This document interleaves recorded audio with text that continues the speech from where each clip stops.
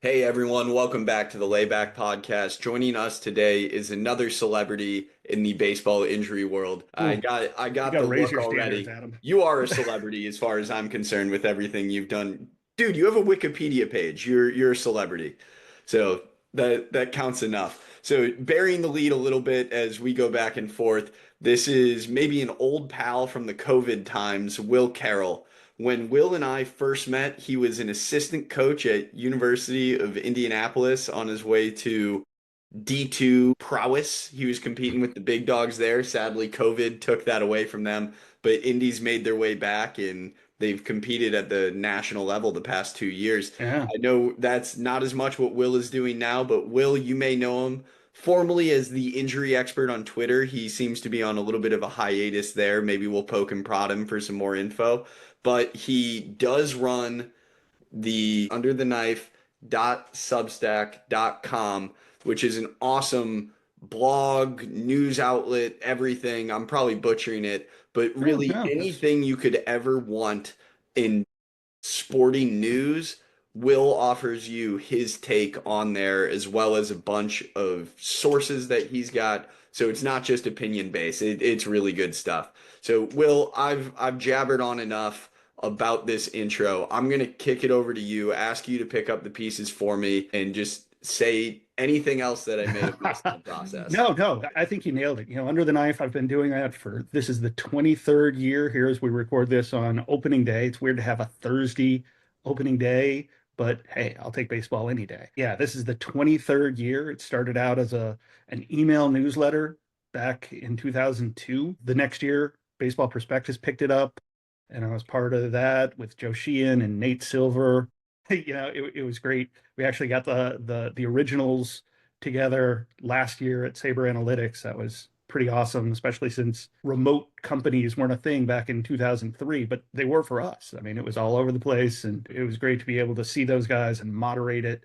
I wasn't an original, but I was early.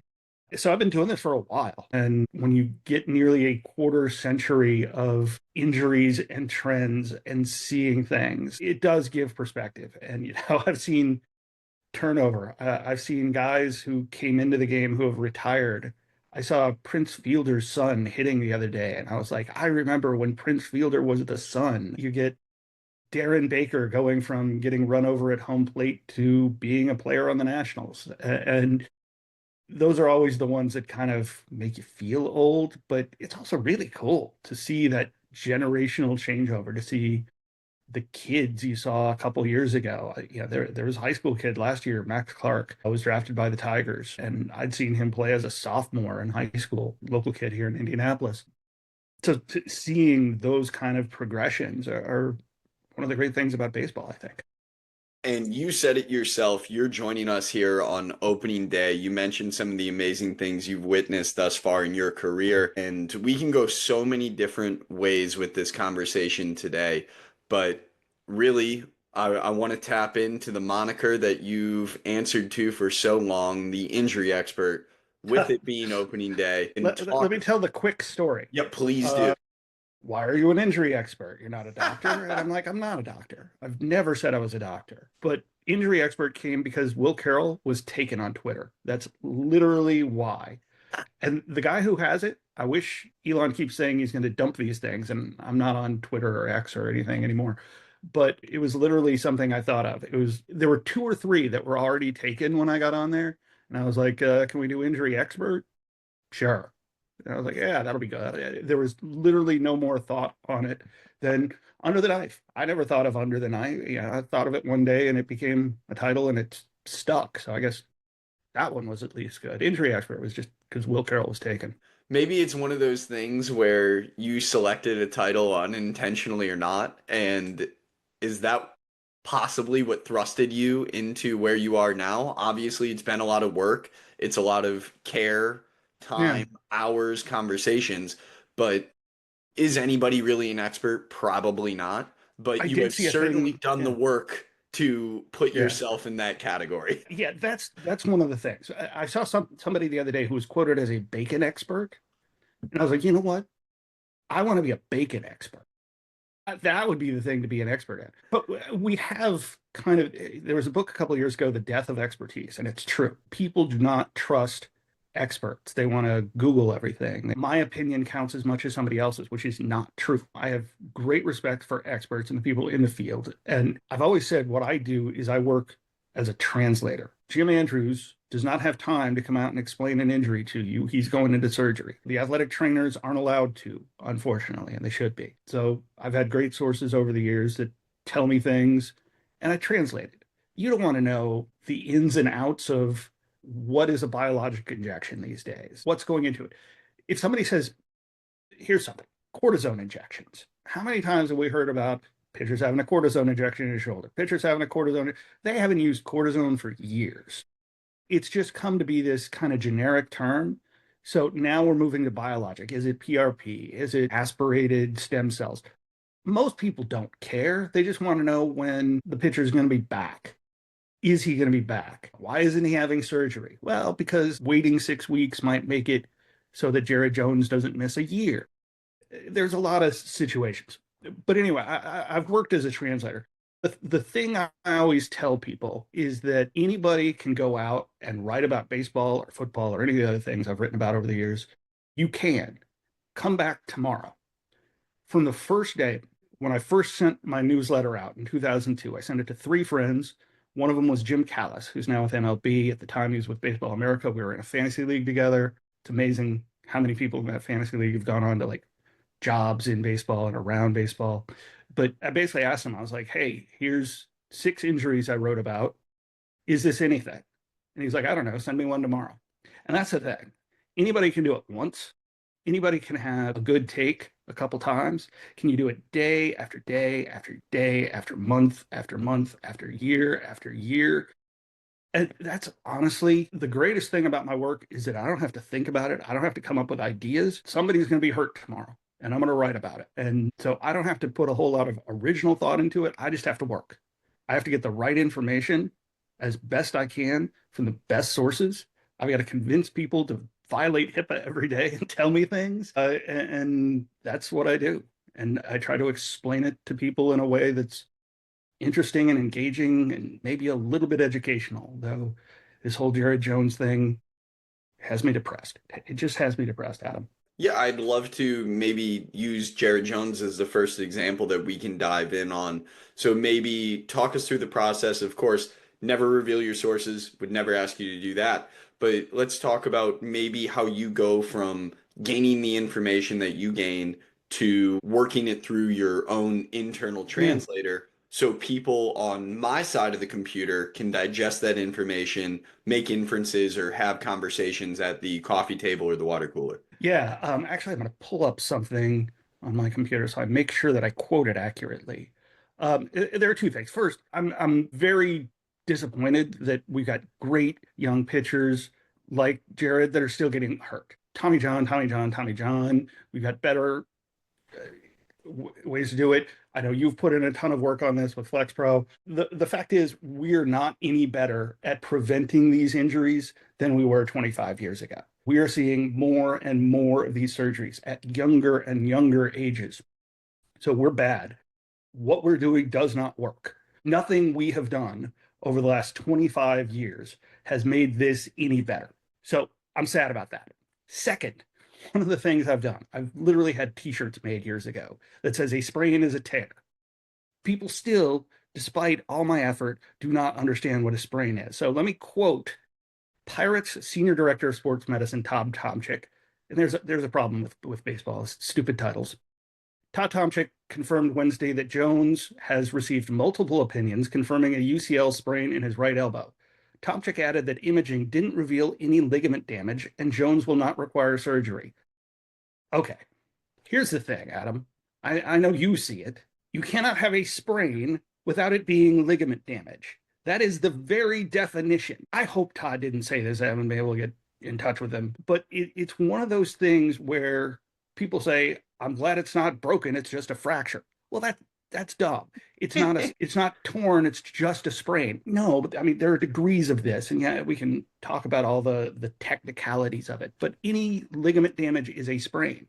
So any sprain is ligament damage.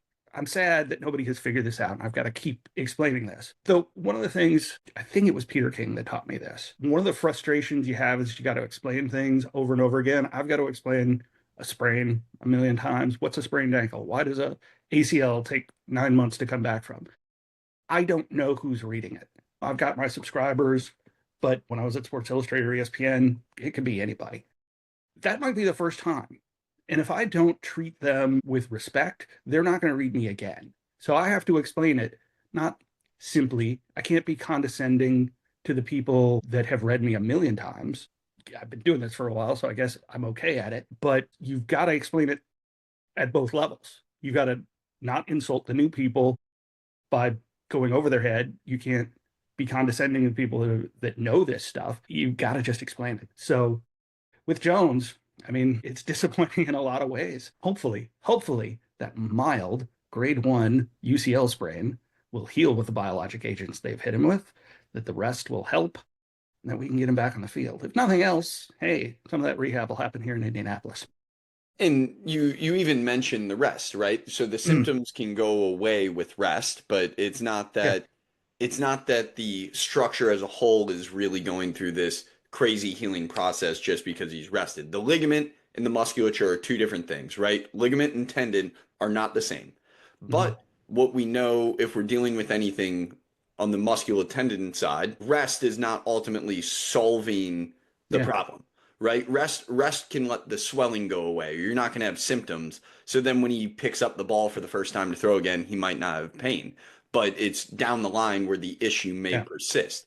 I yeah. know, yeah, I Doing the same thing, you're going to keep getting the same results. So obviously, something he's done has created too much force on his UCL. I think when you talk about, you mentioned musculoskeletal, uh, anything muscular or tendon is strain, ST, everything ligament, sprain, SP. I don't know why the English language has them so close. It's really annoying because people just screw it up. It's a typo. I get yes. typos. I'm not that pedantic or try not to be, but you're right. What we forget, and one of the things I've really fought against is people say pitching, the throwing motion isn't natural. It's purely natural. It goes all the way back to monkeys throwing rocks. Animals throw things. Our ancient ancestors threw rocks at rabbits. There was actually, I forget the guy's name. The piece was called The Throwing Madonna. And this person, I forget exactly what his background was saying how the calculations the mind has to make to throw a rock on a running rabbit, to lead it, to throw it hard enough to hurt the rabbit. You're doing all those calculations without realizing it. The same way that basketball players, Steph Curry doesn't have to stop and think about, I need to put this much force at this much arc, but he's doing it. You can break it down to the kind of math and spatial calculations that the NBA does. But throwing may have led in the Throwing Madonna's thesis to speech.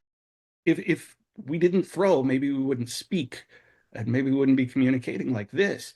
But throwing is natural. And high velocity, high effort 100 times a game, that's not natural. And then trying to do it 5 days later, rest would not necessarily heal every sprain, especially a rupture. But if you don't have any treatment at all and you have a muscle strain, it's going to heal up, maybe not well, but it'll heal. It just won't be quick. And that's what we care about. 99% of times when I get a question from somebody who isn't super into the injuries, all they want to know is, when is my favorite player going to be back? When is my team's star going to be back on the field, the pitch, the floor, wherever? That's all they care about. It's like, I want to see my guy playing the game again. When is that going to happen? Well, you're not just going to sit down and wait. That's why we've got all these doctors. That's why we got the trainers. That's why we've got things like FlexPro and everything else that helps people get better, stronger, rehab faster. Those are the kind of things that people don't get because they don't see it. Nobody's been able to really tell those stories. I understand why medical privacy exists, but the fact that the athletic trainers and the doctors can't tell the stories in most cases, we've seen situations where they do. The Kansas City Chiefs, they get out there and they'll tell the whole thing. They'll tell you. I remember it was a defensive lineman had a back injury and it came out there and they're like, This is when he hurt it. We sent him to a doctor. He had an injection, didn't work. We sent him to another doctor to check, decided to have surgery. He decided to go to another surgeon to have it checked. I mean, they broke the whole thing down. And they said, he had this. It's going to be 6 weeks. He's going to have to go through this kind of rehab. Boom. And he came back. It went exactly like that. Why? I mean, it was pretty rote. It wasn't anything complicated. But they trusted their fans. They're like, hey, you invest in us. You buy the tickets, you watch, you buy the jerseys, you're crazy about it. We're going to tell you what your favorite player, or, if your favorite player is a defensive lineman, what is going on. They did that with Patrick Mahomes going into the Super Bowl a couple of years ago when he had the high ankle sprain. I remember him sitting there, and Andy Reid, who is not a medical professional, gave a pretty darn good explanation of why the high ankle sprain was so tough for Patrick. He was able to overcome it because of his training, because that guy is just pure chaos with a funny voice, but he actually trains for those kind of things. But also the fact that high ankle sprain, they trusted him, even going into the biggest game when they actually lost. They trusted him, and I think every team should be like that. So do you think, transferring this back to the baseball world where literally everything is under wraps, if you find out a dude has a busted fingernail, it's like hot tip Yeah. information. So, like, Yeah. do you think Which is the really baseball disabling. world, well, yes, it certainly can be. Do you think the baseball world could actually benefit from getting this information out there, whether it's holding people accountable to an extent, or I don't even know. I want to keep it open-ended. I don't really want to put thoughts in your head on this. No, I think please do. Yes. I think it's a good story. 90% of the time, Stephania Bell did a great story on Alex Smith after he had that devastating leg injury. That was one of the worst football injuries I can remember. And he came back from it. He's very well spoken. His family was very supportive. They were good. She told a great story around it. I think it's still available on ESPN. Absolutely phenomenal. Those kind of stories. We don't know what rehabs are like. What have these people gone through? It's difficult. It's behind the scenes. You're away from your team. You don't know if you're ever going to play again, even if it's something minor. Those thoughts go into your head. Most of these guys think they're invincible until they're not. Why is Cal Ripken such a great story? Because he managed to avoid those little injuries for that long and played at such a high level. So yeah, I think these would be great stories. Second, I think again, you have to trust your fans.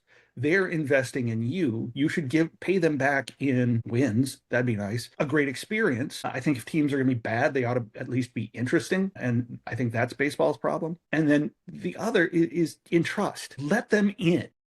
Everybody loves to watch the behind the scenes stuff. There's the Netflix thing coming up on the Red Sox that I think is going to be really good. I've heard from some of the people, and they're like, I can't believe I said that on tape. Everybody watches Hard Knocks, or did. Used to be really interesting. But all those behind the scenes, we'd love to see the behind the scenes stuff. A couple of years ago, I got to go see Steph Curry warm up. And, a lot of people have seen this.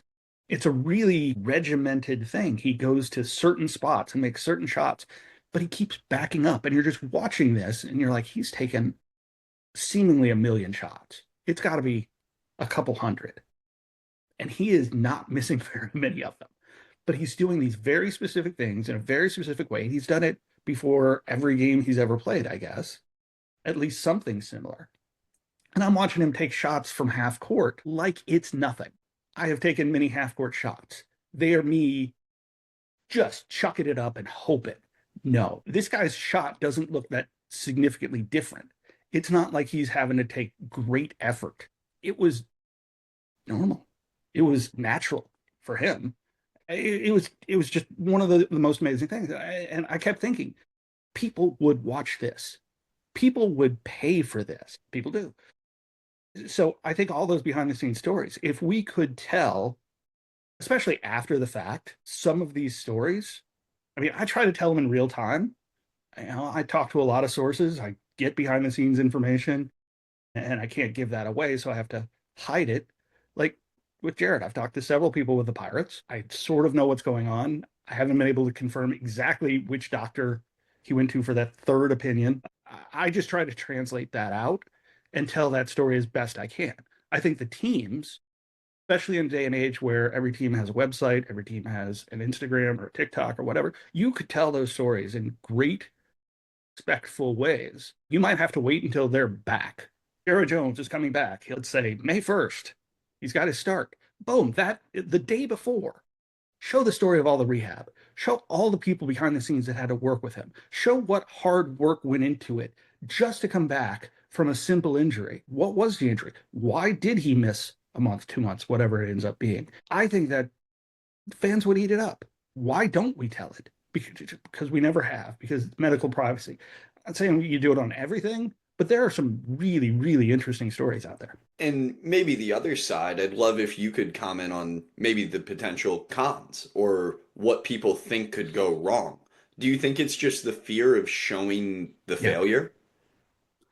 Yeah, that's the thing. Is failure is part of the drama of it. Somebody's got to lose a Super Bowl, and you don't put out a special about that team usually, even though I think it's more interesting. I mean, think how many teams have said that loss really pushed us forward. You should learn more from the losses than you do from the wins. People say it all the time.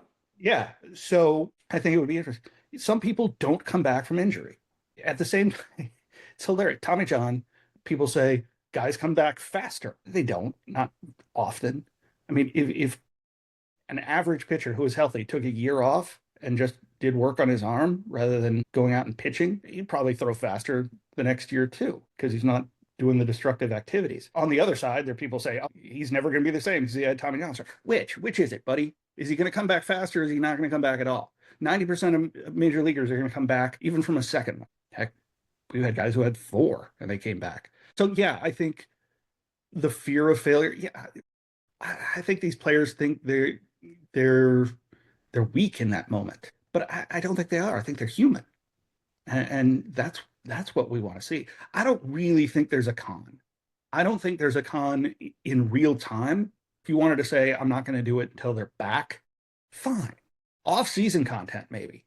What happened in the training room this year? I don't get why they don't tell at least the good stories. All stories, no. Taping up somebody's ankles kind of boring, but there are really great stories and really interesting stories. Especially here's something that's come in over the last 10 years, not really in more notice, is gambling. Injuries move the line, and they have for years. Now it's just everywhere on your phone.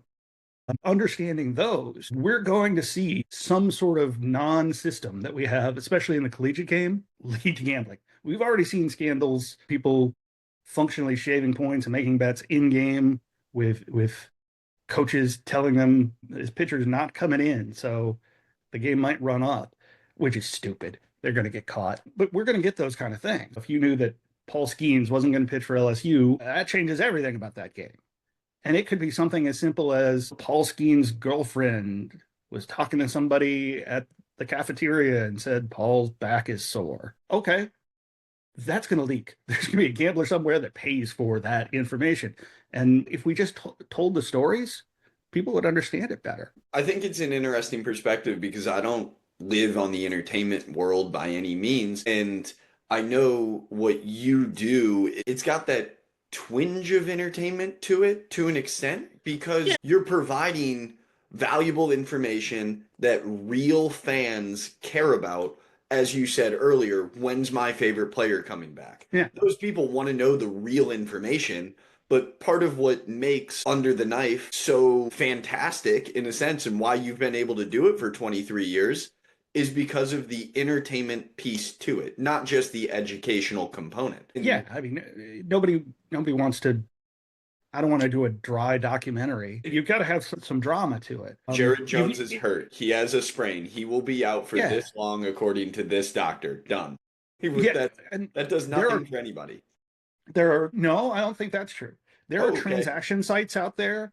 RotoWire does a great job. RotoWorld does a great job. You can just go and read the transaction feed on MLB.com, and NFL has something like it.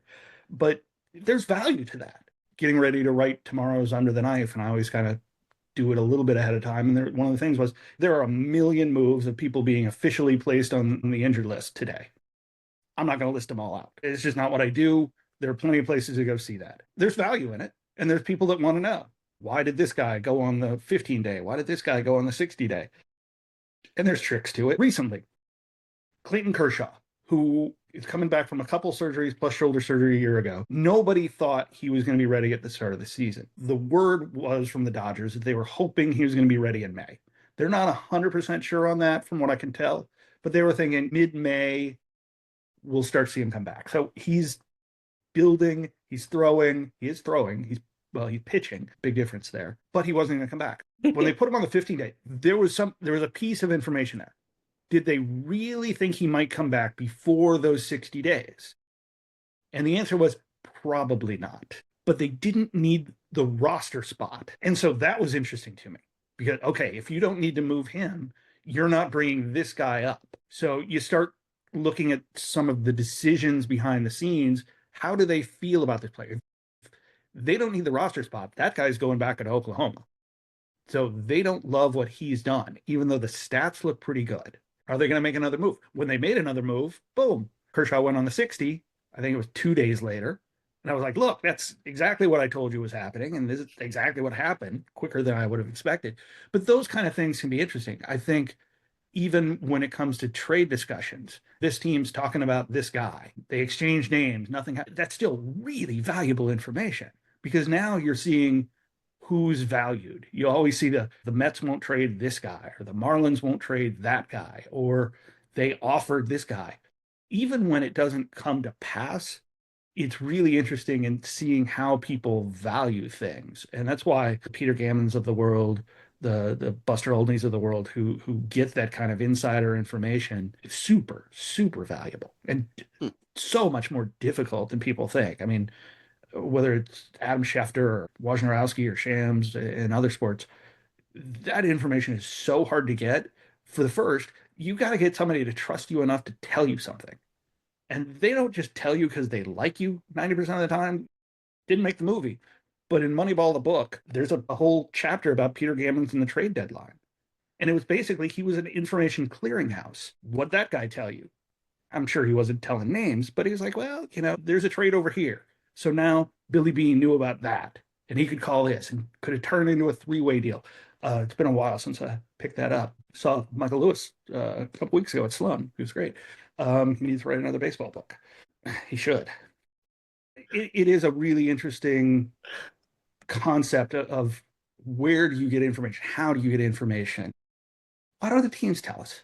There was the Hard Knocks. We talked about that earlier, where the general manager was like, we're not going to re-sign Saquon Barkley. Oops, we saw that. Maybe that's why they don't tell it, because you're going to make mistakes. You're going to screw up.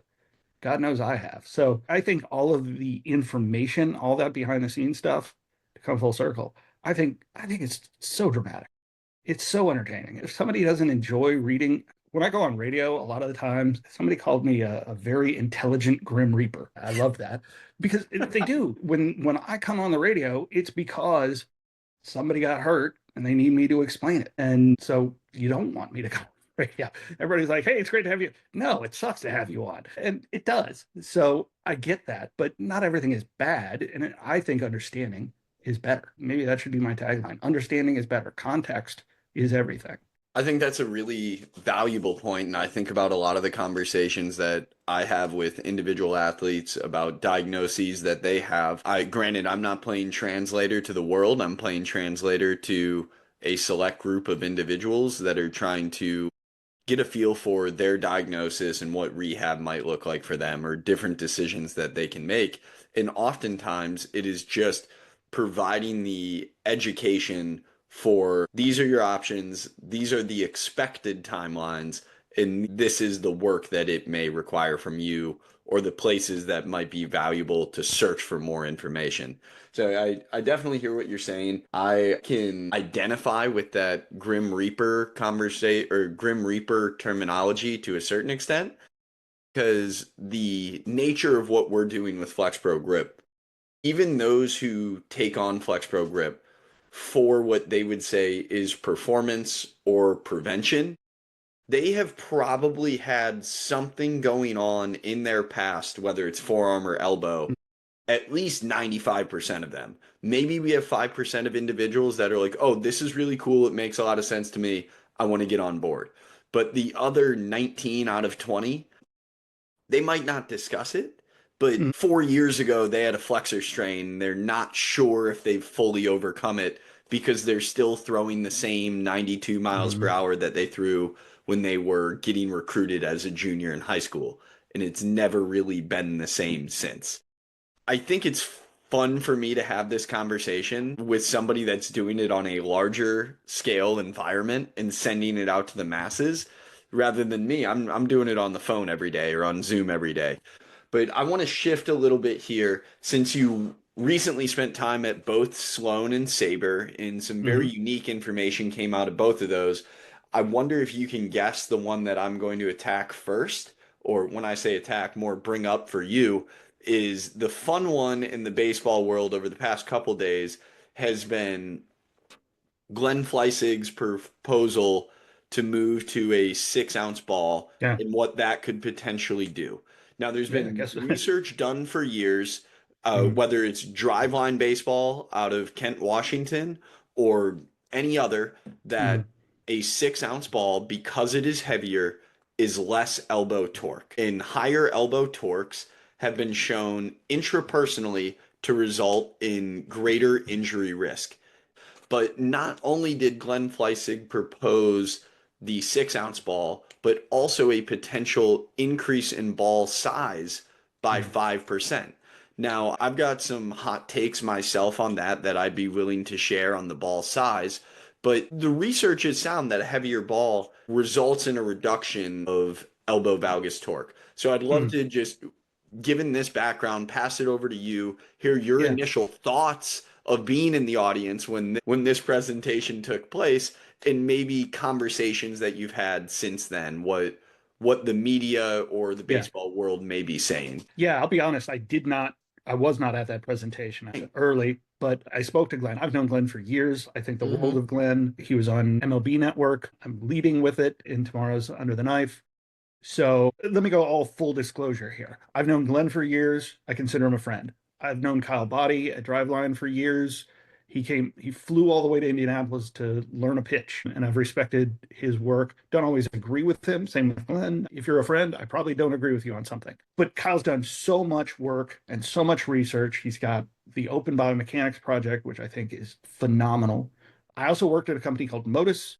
Modus invented what is now called the Pulse at Driveline, which Kyle's company uses and sells, which measures valgus torque. So I understand this. I've been doing this for years. I don't question any of Glenn's findings. I know Glenn is a meticulous researcher. Talking to some people inside the industry, they criticized why it took so long to do his research. It's because he's an academic. There are certain procedures you have to follow. And yes, there's tons of biomechanics labs now, but I remember when it was basically him and Arnell. That was it. That was the list. Now there are biomechanics labs virtually everywhere. You can do it with your phone. That was another company I worked for. But it's one of those things where there is a ton of data out there. Think somewhere in Kyle's data, we would know more about that 6 ounce ball because he uses those weighted balls, those plyo balls. So I think we're going to know more. My question is, there's no question that it does decrease the valgus torque, but does it increase other forces? When we're talking about the theoretical workload, does a heavier ball put more workload even with less valgus torque? Yes, quite possibly. I don't know that for a fact, but if you do 80 pitches, 100 pitches, 120 pitches, some guys are out there throwing hundreds, 200, 300 times per day. If you're doing long toss, which is, I'll get into an argument with a bunch of people, it's different mechanics than you're throwing. You're using different muscles. If you're doing that, you're doing it wrong. Whole different discussion. I think there's ways to look at this. I certainly don't disagree with Glenn's research that there's less torque. I don't know that less torque is better. There's also the side, I don't want to get into the ball size thing because I think that just becomes aerodynamics, and that's not my area. I think that affects the hitting side a lot more. Is the ball going to go as far? Does that mean the ball is going to be in play? What does it mean for shortstops if they're throwing a heavier or bigger ball? Third baseman, Is it going to be easier to hit? Is it going to be easier to barrel up? Those are questions I don't have any answers for. I would bet Kyle does because I bet somebody is hitting in some of those 6 ounce balls. I'm intrigued by the concept. I like that people are asking interesting questions. I don't know that I love it. I think pitchers would adjust. A couple years ago, another one that Glenn researched was moving the mound back. And Hmm. I thought this is going to suck. My initial reaction to that was this is going to suck, and I don't think it's going to solve anything. We quickly found out moving it back a foot isn't going to solve anything. They're just going to throw hard. It might be an apparent 100 rather than 102, but more kids are throwing 100 now than ever before. It used to be there'd be one kid every year who threw 99, and you'd find him in the cornfield in Kansas and he'd never go anywhere. Be some kid that grew 6 inches in god awful Texas, and then he get drafted and never do anything. He wasn't really a pitcher, he was a thrower. So moving the mound back did nothing. And more because you had this coincidental change of pitch design where these guys are learning how to tilt the ball and grip it in just the right way and spin it in such a way that it moves 22 inches. Now it's got another foot to move. So now it's 26 inches. It's these monster sweepers. It's these kick changes. It's all these different pitches that are moving in ways that, oh my God, nobody would have hit this. Babe Ruth would have hit 125. No, it's one of those situations where maybe moving the mound back might help a little bit, but it's all these other coincidental confounding variables that made it completely worthless. I think with a 6 ounce ball, we're just going to adjust. I think we're just going to throw harder. And if somebody's throwing a 6 ounce ball harder, he's going to raise the torque. Are they going to have to change their mechanics? If it's bigger, what does that do? And when they took away sticky stuff a couple of years ago, it screwed everybody up. So I think a bigger ball might cause more flexor issues, which might help you. One of those things where there's so many factors that I can't say this is good, this is bad. I think we should maybe try it. I think we should certainly get Kyle to dig into his data and tell us what he sees. The downside is they're going to test it on some poor Atlantic League kid who's just trying to make it back to the affiliated ball. But hey, let's experiment. Let's do a lot of experiments. I would love for baseball to just go crazy and spend a lot of money on research and do a lot of crazy experiments and see if it works. Because if nothing else, I'd go see some crazy game. Nobody does Harlem Globetrotter stuff on the NBA, but everybody loves a good slam dunk still. So I think we should make baseball more fun. I said this before. I get why teams lose, but they should at least be interesting. If you're going to suck, do it in a fashion that I want to watch. You know, if you're the White Sox, find some kid that's going to steal 100 bases. If you're going to just give me something interesting, don't go out there with some boring team doing the same boring things and be worse than everybody and expect me to pay for it. I'm just not going to do it. And again, this goes back to trust. Philadelphia 76ers, their whole slogan was trust the process. And yeah, maybe it didn't completely work out, but they certainly got better. We've seen it in Houston. We've seen it in Baltimore. We're going to see it in Miami. Trust the process. Explain. Why do we suck now? Because we don't want to suck in 5 years. We've sucked for the last 5 years. I don't want to suck in the next 5 years, so I've got to suck worse now. Tell me that, and at least make it interesting. There's a few things there that I want to get into. One would be I'm going to throw it out there and leave it where it is before this becomes a football fandom podcast. But I've said that for years about the New Orleans Saints. The Saints are terrible, will continue to be terrible, but the Saints, my beloved Saints, could have put Taysom Hill at quarterback and done something different than anybody else in the league has seen for the past however many years. And with the mediocrity Mm-hmm. of that division, maybe they could have gone 10-7 and gone to the playoffs. Not saying they Mm-hmm. could have won anything, but I wanted that for years with Taysom Hill and Jameis Winston or whoever else, these dynamic quarterbacks that they had, instead of just trying to be miserable with with Yeah. average. Now, again, I'm going to leave the football where it is because I know that's not why No, people are you're tuning in. right. But You're exactly right, because I didn't think Taysom Hill was the right one. I never bought him as a quarterback. Again, this is a football thing. There was a kind of quirky offensive system called the A12, which had two quarterbacks. I thought that could work. I still think that could work. But when Tim Tebow came into the league, I thought he could be sort of a fullback slash quarterback. You would have a throwing quarterback and a running quarterback. And obviously, you would have to mix it up a little bit just so you didn't know exactly what was coming. Yeah, do something different. Do something entertaining. Hill might have been entertaining, but I would rather see this. You know what was entertaining? When they had really good linebackers and crushed everybody. That might be a plan. For sure. No, no, getting back on topic because I would do my best to do that at least a little bit, although Mm. I'm usually the one that gets it off topic anyways. So I wanted to hit you with a couple of the hot takes that I had coming off of the 6 ounce idea or the introduction to it. And you hit on one of them for sure, that I think an increase in ball size would lead us right down the same path that Tyler Glass now announced to the world when he had a flexor strain and ultimately had to get a repair, and TJ and everything he went through himself with the forearm Mm. issues, which is although the larger ball might not be able to be thrown as hard, I tend to think that it will have an increased demand of the flexor pronator mass, requiring more effort to go into every individual pitch, much as Glasnow stated with the lack of sticky stuff. To create the same spin or same movement, he needed to grip significantly harder, which then leads to faster fatigue, which then results in either an exposed UCL, much of what you were saying earlier, which fatigue is either going to lead to that or Hmm. just a flexor injury in itself, which usually is the precursor to the ligamentous injury of what we know as Tommy John. Now, Hmm. the other side of the 6 ounce ball, which you all also started to tap into a bit, although all the research that's been done so far would show a 6 ounce ball results in less torque on the UCL or on the elbow as a whole rather than specifically the UCL. I should get my words right if I'm talking about these things. But what we don't know yet is the impulse or how long the Yeah. elbow is exposed to that torque. And I believe this is where you are starting to go. And I think could Yeah. be a very interesting piece in the research. Although it is a less total torque, I'd be curious how long that instance of torque may be. Yeah. And is that going to result in something way down the line? Because right now in a vacuum, it seems like a very logical experiment at a minimum, as you said. Is it worth experimenting with? I think so, probably.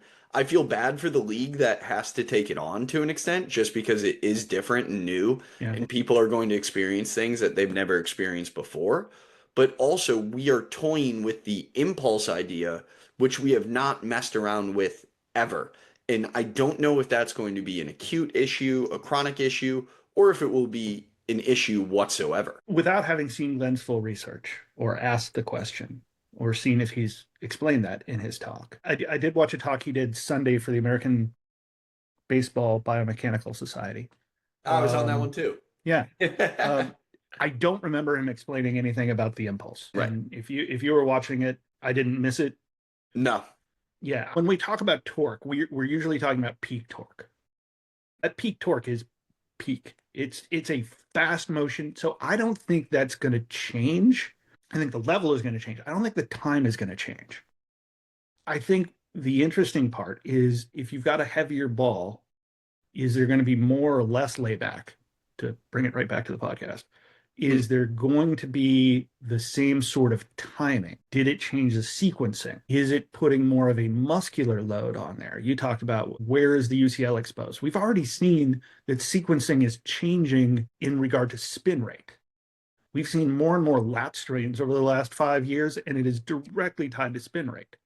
Because if you're trying to yank that thing down and get heavy spin on it, especially without sticky stuff, the lat is going to be exposed every single time. It's going to have to overload, and especially if it's out of sequence. So my guess is the peak is going to be lower, that the impulse isn't going to be significantly different because it's functionally the same motion. There's going to be a lot of changes to it, but if you watched Paul Skeens throw a 5 ounce ball and Paul Skeens throw a 6 ounce ball, you're not really going to be able to tell which is which just from visual. You will from a radar gun, maybe. You're certainly going to see it on a TrackMan. So I think it'll change things, but I don't think that would be the problem. Mine is going to be more on the fatigue side. Does it save the UCL more, but tear up the flexor? Maybe. I'm curious where there's always going to be some weak link in the kinetic chain. And I think if we're unloading one, it's loading something else. And I don't know where it is yet. Knowing Glenn, I would say that Dr. Fleissig already has a pretty good answer to that. There's no question the research is being done. I'm not saying any of this to lead into the fact that I think Glenn is leaving something on the table or missing something. We would not be in the position we're in as an industry without the No. work that he and his team has done at ASMI. And even going beyond ASMI, the research that they've Yeah. inspired elsewhere. FlexPro Grip wouldn't exist if it wasn't for the research that ASMI and Glenn have done. So Yeah, I'm it's foundational. It's right. absolutely foundational. And there's things we talk about. Would we have got thought of this had he not done that? And he's been doing this since I think he said 1987 when I was talking to him last week. Yeah, it's a long time, and he's done great work. I mean, this is the Einstein of the field. There are obviously criticisms we can make. I think the largest criticism I have, not of this study, but that there's not more of these. Why is baseball not funding multi facility studies to fix this problem? Everybody talks about, oh, we have to fix the injury epidemic. Okay, where's the money? We've got to do these studies. And I know they don't all have to be academic studies. I was talking to one guy who runs a pitching facility, has done a ton of really good research. And he's like, why isn't this being done everywhere? Why don't we talk about this system or that system? He was more critical of the study than I felt comfortable with. But yeah, why isn't baseball doing more? Why isn't baseball just in general doing more? Somebody needs to really take this issue seriously. I mean, somebody asked whether Glenn was doing this just to increase offense. And I was like, no, Glenn's a researcher. Glenn's not going into this with bad intentions. He's going into this to answer a question, just like any good academic researcher is. I've got a question, I've got a study, I'm going to tell you what the results are. And that's his results. That said, do I think this is the greatest thing ever? No, I think Glenn's done a lot better work. But I think it's an interesting question. I think he came to an interesting answer. I do think somebody's going to try it out, and I'm curious to see it. But God, baseball's just got to do better at this.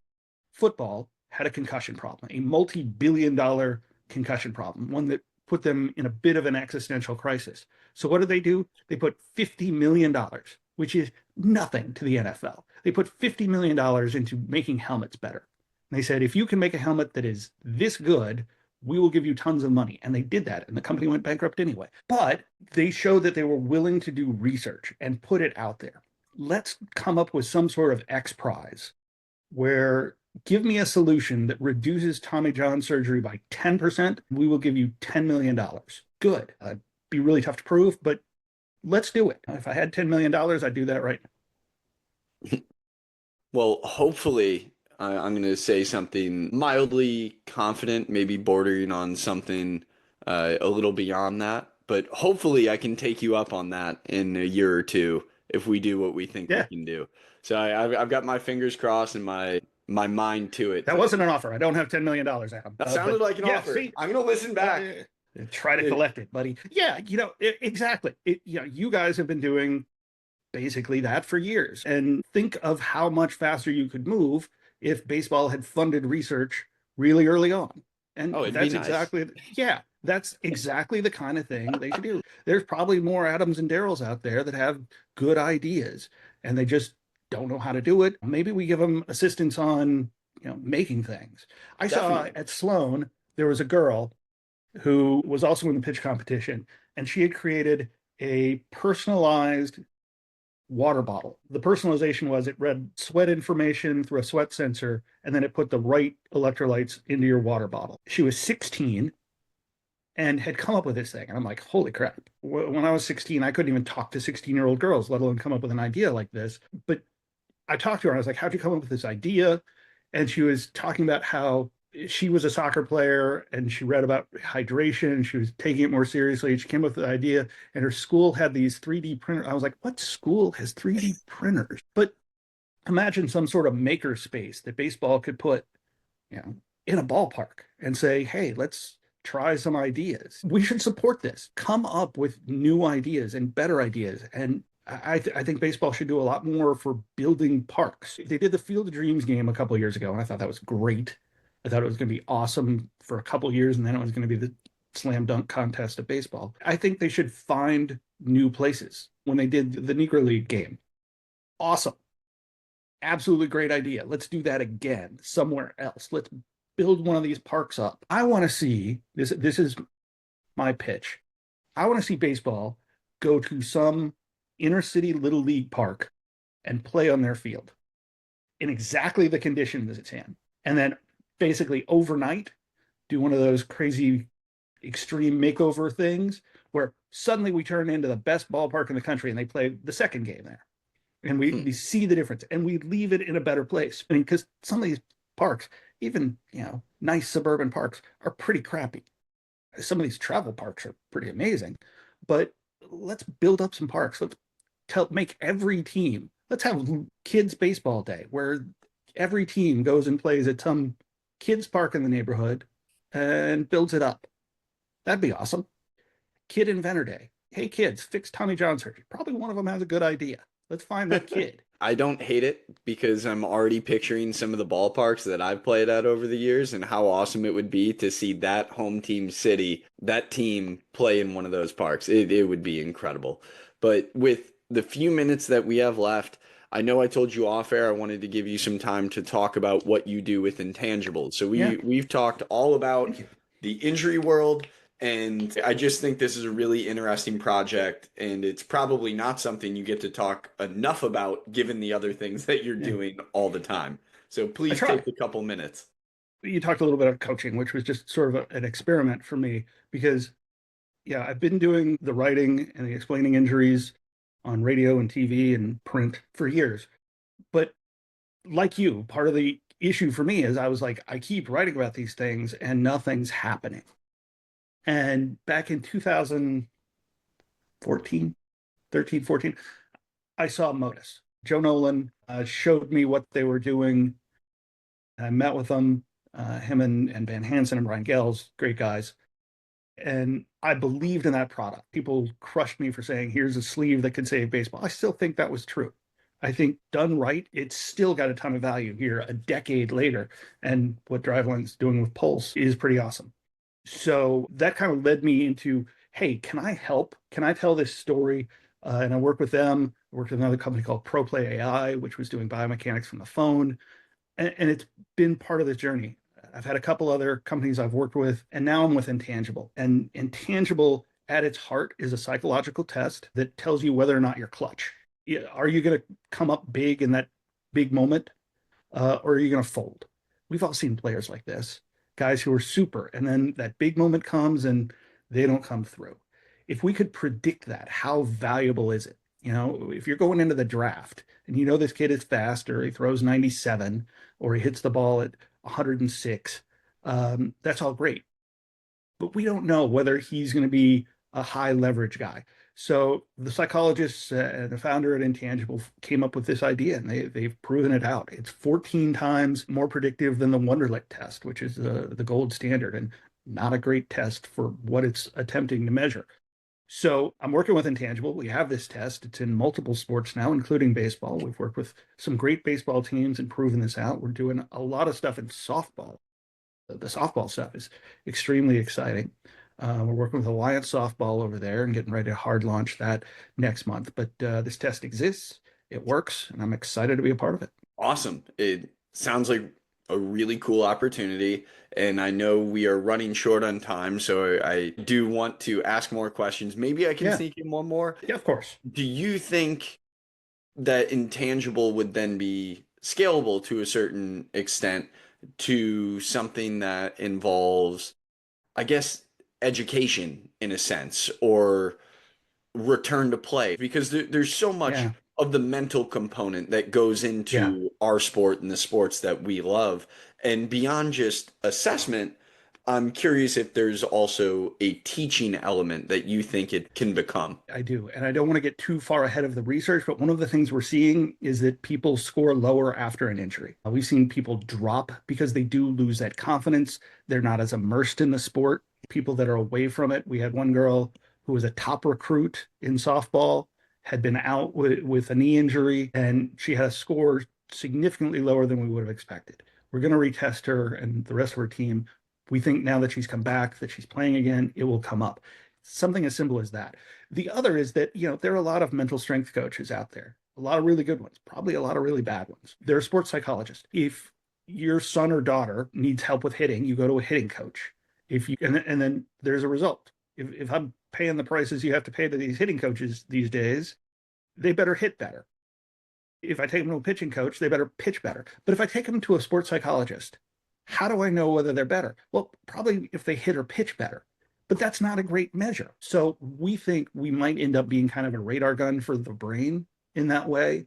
Are those interventions working? Is the work they're doing with that coach showing positive increases? We've seen that pitchers that get more confident, that just we had one team where the coaches were just talking to the players differently, making sure that they felt good because there was a lot of pitchers have a lot of fear based. I don't want to throw a bad pitch. I don't want to disappoint my teammates. I don't want to give up that big hit. And if you're thinking that way, it's poor self-talk. We know this, but kids do it anyway.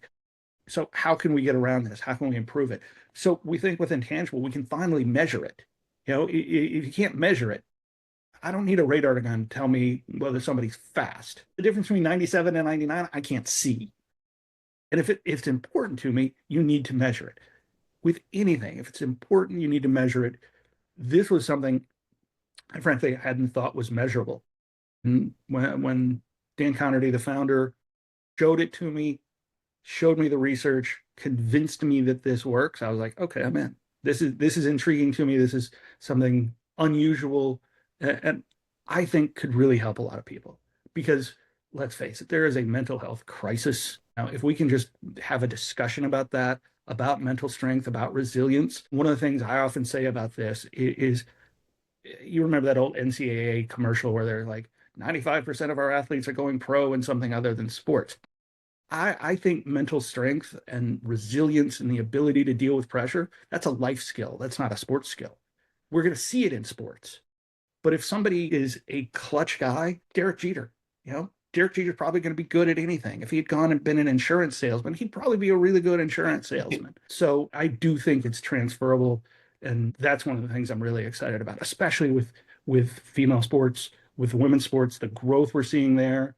Softball, women's basketball. I live in Indianapolis, so we have Caitlin Clark mania. Last year at Halloween, all we saw Taylor Swift, Caitlin Clark, and that was even most of the boys. Well, I appreciate you running through that and giving us a few extra minutes there. Before I do officially let you go, again, how can everybody keep in touch with what you're doing and follow along? Yeah, the easy way is undertheknife.substack.com. $5 a month. I usually say it's less than a cup of coffee, but it's kind of cliche. But I think it's a good price. It's the lowest price I can actually put it on Substack. I want as many people to read this as possible. I do some free stuff. If you sign up, even if you don't subscribe, you get one or two guys a day, the occasional free information. And then if you're interested in intangible, it's intangible, NTANGIBLE.co. So you can check that out as well. Perfect, Will. Thanks a ton for your time today. Looking forward to continued conversations and following under the knife throughout the season. I know you're going to be hitting us with a ton, especially with opening day being today. I'm sure this next week is going to be crazy with information. Well, good luck. Unfortunately, Good luck the rest of the season. The odds be ever in your favor in a certain extent, I suppose. cheers. Yeah, we'll use the Hunger Games tagline there. But Will, this was awesome. Really appreciate it. Hey, And to all the thanks, Adam. listeners It was an out honor. there, thanks for laying back with us.